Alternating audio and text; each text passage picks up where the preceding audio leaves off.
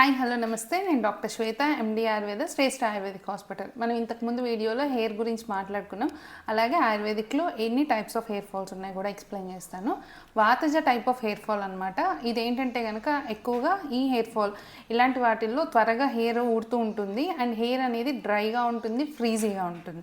So ఇట్లాంటి hair fall ఉన్న conditions ఉన్న వాళ్ళు ఎక్కువగా వాళ్ళ హెయిర్ని నెక్స్ట్ నువ్వుల నూనెతో మసాజ్ చేసుకుంటూ ఉంటే కనుక చాలా హెల్ప్ఫుల్ అవుతుంది.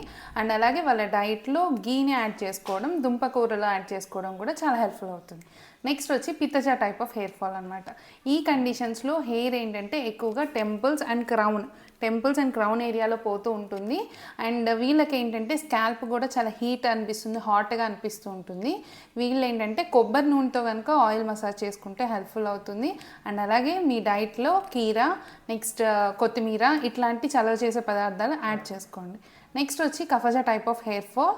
ఈ కండిషన్స్లో ఏంటంటే కనుక ఈ హెయిర్ ఫాల్ చాలా స్లోగా జరుగుతూ ఉంటుంది, బట్ కానీ హెవీగా ఉంటుంది. అండ్ అలాగే స్కాల్ప్ వచ్చి గ్రీజీగా, ఆయిలీగా ఉంటుంది. సో ఇట్లాంటి వాళ్ళు ఏంటంటే వాళ్ళ ఫుడ్ ఐటమ్స్లో త్రికట్టు పౌడర్ని కనుక మిక్స్ చేసుకుంటూ ఉంటే కనుక హెల్ప్ఫుల్ అవుతుంది. అండ్ అలాగే వీళ్ళు మస్టర్డ్ ఆయిల్, ఆవ నూనెని హెడ్ మసాజ్కి యూజ్ చేసుకోవచ్చు. సో అండ్ అలాగే ఆయుర్వేదిక్లో బ్రాహ్మి ఏమో vasodilation, increase blood circulation improve చేస్తుంది, స్ట్రెస్ని తగ్గిస్తుంది. అశ్వగంధ శతావరి అడాప్టజెన్స్గా హెల్ప్ఫుల్ అయ్యి ఫాలికల్ యాక్టివిటీని ఇంక్రీజ్ చేయడానికి హెల్ప్ అవుతుంది. అండ్ అలాగే ఇట్లాంటివి ఏమన్నా ఇంకా డిఫరెంట్ కండిషన్స్ ఏమైనా ఉంటే కనుక ఖచ్చితంగా డాక్టర్ని కన్సల్ట్ చేయండి.